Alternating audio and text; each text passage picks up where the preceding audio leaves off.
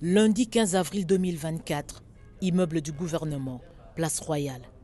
Comme annoncé dans son agenda, la première ministre Judith Suminwa Tuluka démarre sa journée de travail. Elle poursuit les consultations avec les regroupements politiques de l'Union sacrée de la nation. L'Union pour la nation congolaise, UNC, sous la coupe de l'honorable Vital Kamerhe, élu du Sud Kivu, est le premier groupe invité aux discussions.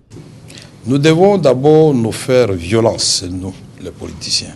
Pour une fois, acceptons que ce que nous faisons n'est pas le partage du pouvoir, mais des responsabilités. Et ceux qui auront la chance d'être nommés, qui ne fêtent pas, qui réfléchissent sur la manière de répondre aux défis énormes dans un pays en guerre. C'est le premier défi. La FDC a 30 députés nationaux dans la nouvelle Assemblée nationale, conduite par son autorité morale Modeste Bahati. Ce regroupement a été également aligné ce lundi. La première ministre a donné la ligne à suivre. La première ministre a insisté sur le fait qu'on doit réduire le train de vie des institutions. Nous sommes d'accord avec elle et c'est pour cette raison que la taille du gouvernement sera réduite.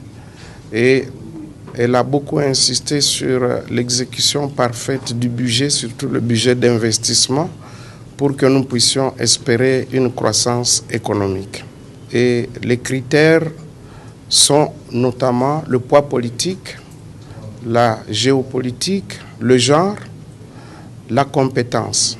Les autres critères sont additionnels, mais essentiellement les quatre là. Le MLC de Jean-Pierre Bemba Gombo entend participer au gouvernement Suminwa. Son poids politique est de 27 élus.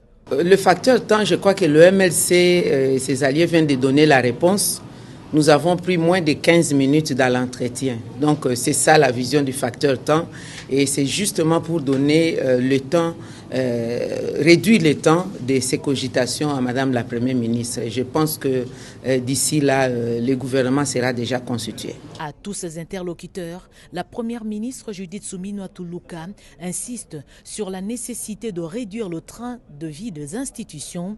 Les compétences font partie des critères, le genre et la géopolitique aussi.